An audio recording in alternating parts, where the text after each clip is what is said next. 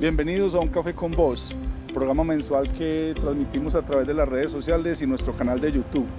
Hoy con una invitada especial muy cercana a nuestra organización y con un tema muy interesante que vamos a plantear en este espacio de conversación. Bienvenidos todos. Joana, bienvenida a Un Café con Vos. Muy cercana a nuestra organización, de todos nuestros afectos por todo el trabajo que has desarrollado con nosotros. Hoy te estamos invitando a que nos compartas un tema que ha sido como de tu experticia, pero antes de arrancar, rico que nos cuentes un poco de ti, qué vienes haciendo y cuál ha sido como tu experiencia en el campo de la educación. Bienvenida nuevamente. Muchas gracias, Luis. Bueno, mi nombre es Joana. Trabajo desde hace más o menos 5 años en el campo de la investigación.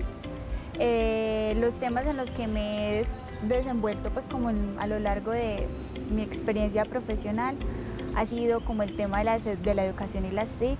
Desde que terminé pues como el pregrado me enfoqué un montón como en el tema del espacio.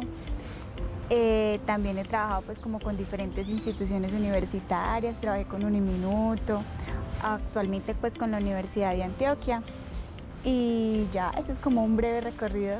Muy bien, y le faltó decir a Joana que ha desarrollado algunos procesos con nosotros desde el ICE y ha acompañado transversalmente como la elaboración de algunos proyectos. Hoy, como Joana lo planteaba dentro de su experiencia, vamos a tener la posibilidad de conversar de un tema de interés para todo el ámbito de la pedagogía y la educación, y es ahora del tema de los espacios, de la incidencia de los espacios en el campo de la educación. Joana ha tenido como una trazabilidad y una experiencia en ese tema y hoy nos va como a acompañar en ese ejercicio. Joana, la primera pregunta que pudiera surgir es: ¿qué es aquello del espacio en el campo de la educación? ¿Por qué se empieza a hablar del espacio en el campo de la educación? Bueno, para empezar, no es un tema que haya sido muy investigado desde el campo educativo propiamente. Pues incluso si uno se pone a hacer como un rastreo de la información que hay como en materia académica sobre el tema de los espacios, vemos que hay como una tendencia a que esos temas se trabajen más de disciplinas como por ejemplo la arquitectura o la física, pues que trabaja el tema del espacio, pero en la educación generalmente se tiende a hablar como de ambientes de aprendizaje.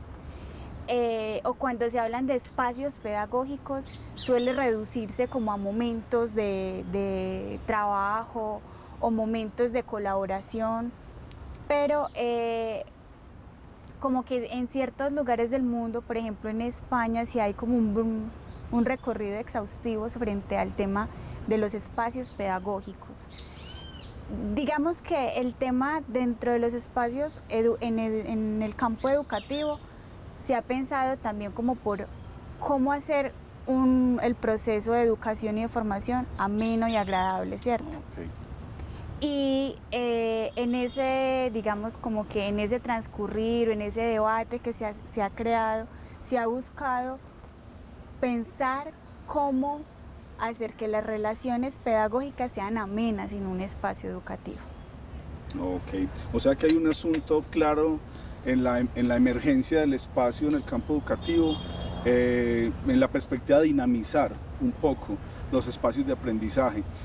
Muy interesante lo que dices de cómo emerge a partir de la disciplina de la arquitectura y otras disciplinas del conocimiento y cómo la educación adopta como ese ejercicio para ponerlo al servicio de la acción pedagógica. Sí, incluso al comienzo, cuando se empieza a pensar el asunto pedagógico y educativo, digamos que hay una tendencia a pensar también un mobiliario ideal para la educación, ¿cierto?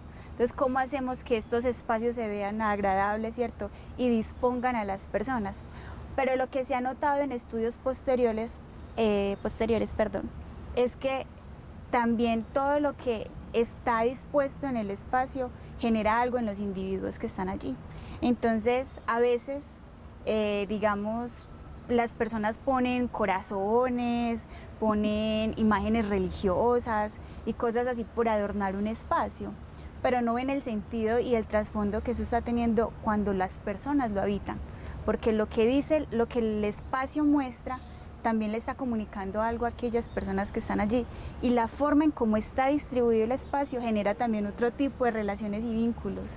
O sea que digamos, la elaboración o el desarrollo de la elaboración de los espacios debe ser un asunto más o menos planificado en la perspectiva de lo que uno quisiera hacer en la sesión educativa o con el proyecto educativo. Sí es verdad que nosotros normalmente, digamos, adornamos los espacios, pero aún todavía no le damos sentido a ese acto simbólico de poner ciertos elementos allí y no trasciende para nosotros, sobre todo desde el campo de la educación y el aprendizaje experiencial, no trasciende para nosotros la incidencia que eso puede tener en el comportamiento, la actitud, el resultado de la experiencia que nosotros estamos proponiendo. Claro, incluso cuando planificamos lo que vamos a disponer en el espacio, tanto de manera decorativa como en la misma disposición de interacción, también estamos pensando en cómo queremos que esos individuos se sientan. Entonces, a veces incluso, por ejemplo, en las instituciones de educación formal, sí vemos muchos de los espacios son las sillas al frente y el maestro en un altar más superior, ¿cierto? Eso denota una relación vertical. Entonces, claro, ya ahí ya la disposición del espacio le está diciendo al otro cómo se tiene que relacionar. O sea que la relación que se establece con el espacio no tiene que ver solamente con lo locativo, digamos, con la incidencia de los objetos y elementos que se disponen en el espacio, sino de la relación estudiante-alumno o la relación participante-facilitador en esa relación que se establece allí, porque también eso hace parte del espacio. Es decir, lo que quiero plantear es, de acuerdo al lugar donde se ubique el facilitador o quien acompaña el proceso de grupo, eso habla del espacio, de la posición que está ocupando en el espacio, y de eso incide realmente allí. Eso rompe como el paradigma de que solamente es un asunto mobiliario, de adorno mobiliario, porque hoy el campo de la innovación pretende mucho ello. Uno llega a muchas instituciones donde se habla de innovación educativa y uno ve mucho cambio mobiliario, pero no ve en el trasfondo ningún cambio de innovación. Lo que pasa es que también ahí pues podemos como aclarar el tema de que el espacio no es solo un espacio arquitectónico, ¿cierto? Por ejemplo, aquí estamos en un espacio formativo. El hecho de que aquí no tengamos un pizarrón, una tiza, no quiere decir que no sea un espacio de formación.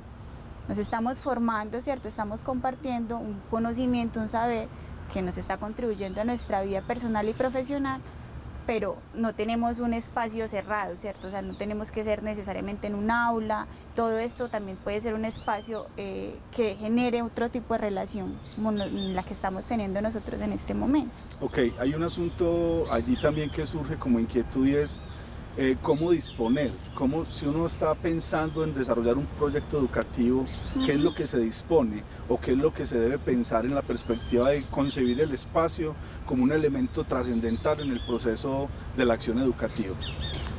¿Qué disponer en el espacio? Pues digamos que eso también va de acuerdo al propósito formativo, ¿cierto? O sea, no podemos pensar que hay como algunos elementos estandarizados para poder dar o a tener en cuenta para un proceso educativo. Hay procesos desde la educación, digamos, crítica, en el que vos no tenés que disponer nada, solo la palabra. Lo que tenés que tener es una disposición de escuchar y acompañar al otro.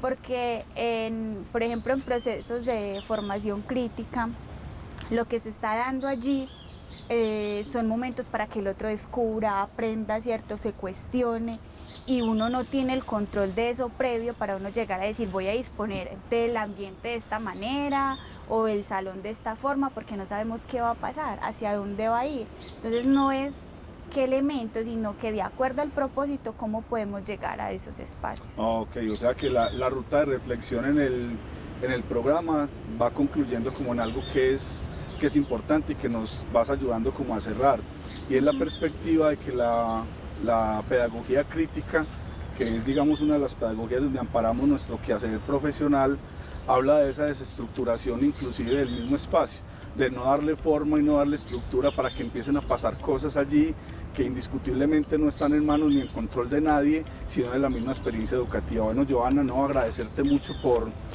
tu participación en este espacio, por aportarnos de una manera corta y puntual tu experiencia, y estar abierto el camino para que sigamos conversando. Un abrazo a todos y agradecerle nuevamente a Johanna por la participación. Gracias, Luis, por la invitación. Bueno, chao, chao. Nos vemos en una próxima oportunidad.